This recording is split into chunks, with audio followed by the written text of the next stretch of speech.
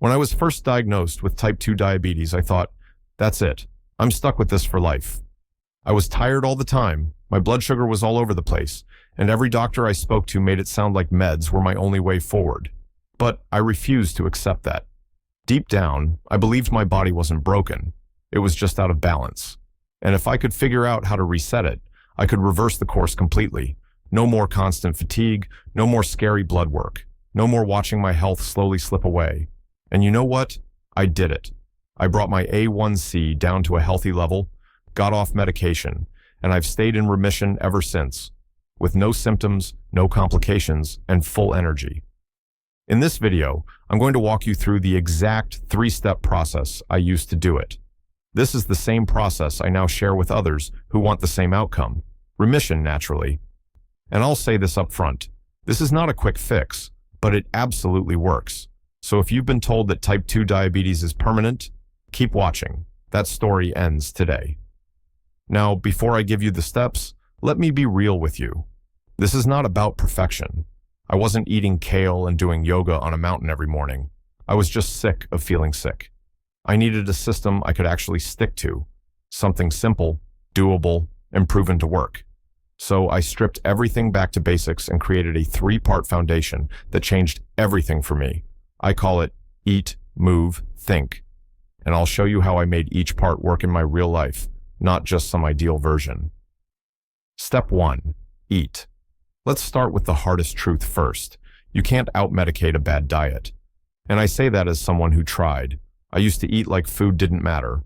Rice at every meal, sodas, packaged snacks, little treats that turned into full-blown habits. But when I learned how blood sugar really works, it blew my mind. Most of us with diabetes don't have a sugar problem. We have an insulin problem. Our bodies are still making insulin. They're just not responding to it properly. That's insulin resistance. And the quickest way to make that worse? Flood your system with more glucose than it can handle. That was me, every day. So, the first thing I did, I completely flipped the way I built my plate. I cut out the processed carbs and started building meals around protein, healthy fats, and non-starchy vegetables. Instead of white rice, I went for cauliflower rice. Instead of cereal, I had eggs and avocado. I wasn't counting every calorie. I was stabilizing my blood sugar. I also started experimenting with intermittent fasting, and it worked like magic for me. I'd eat within an 8-hour window, then give my body a break. That break, that fasting period, allowed my insulin levels to drop, and over time, my cells actually became more sensitive to it again. My blood sugar started to come down naturally. And here's the part that shocked me. I wasn't even hungry.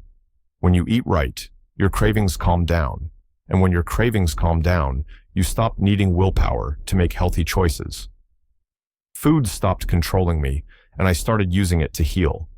That's when I knew this wasn't some diet. It was a permanent shift. Step 2. Move. I'll be honest, I used to hate the word exercise. It sounded exhausting. And when you've got diabetes, low energy, and brain fog, the last thing you want to do is hit the gym. But I realized I didn't need to become a fitness junkie. I just needed to move more than I sat. That's it. So I made one rule: no sitting for more than an hour at a time. Every hour, I'd stand up and walk around. That tiny change added hundreds of steps to my day. Then I started taking short walks after meals. Even 10 minutes helped. That one tip alone helped lower my post-meal blood sugar by 20 to 30 points. And when I got comfortable with walking, I added light strength training, nothing fancy.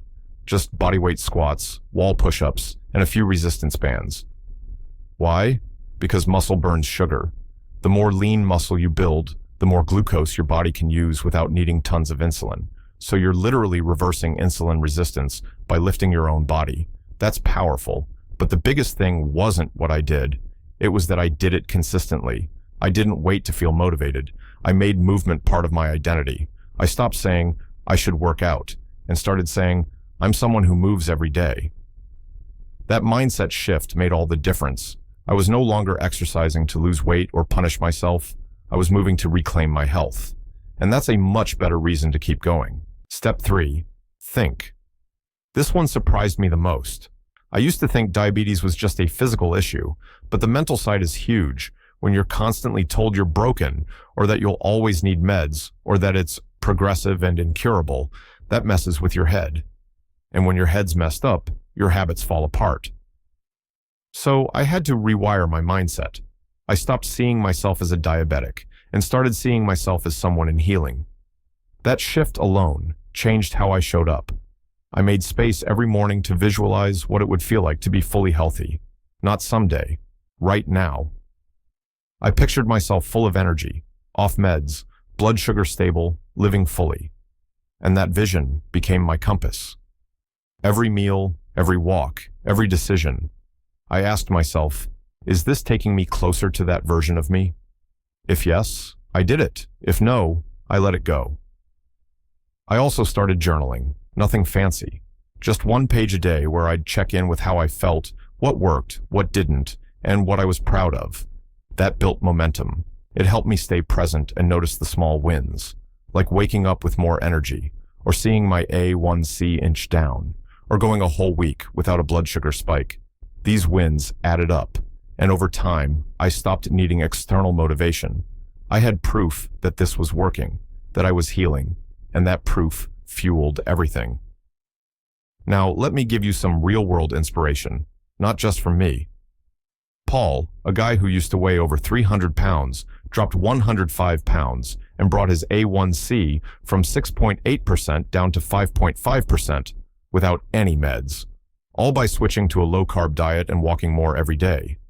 Then there's Shivali, who lived with diabetes for 10 years and thought remission was impossible. But after losing 77 pounds and rebuilding her mindset, her doctor told her she no longer had diabetes.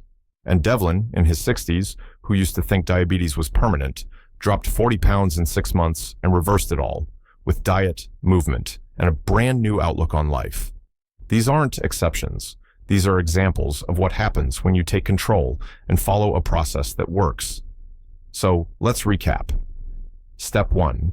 Eat. Cut the sugar, lower the carbs, increase protein and fat, and give your body time to reset with fasting. Step 2. Move. Walk daily. Add simple strength exercises and stay consistent. Step 3. Think. Rewire your mindset. Journal your progress and act like someone who's healing, not someone who's stuck. This 3-step process changed my life. It brought my A1C down, got me off medication, and gave me back my freedom.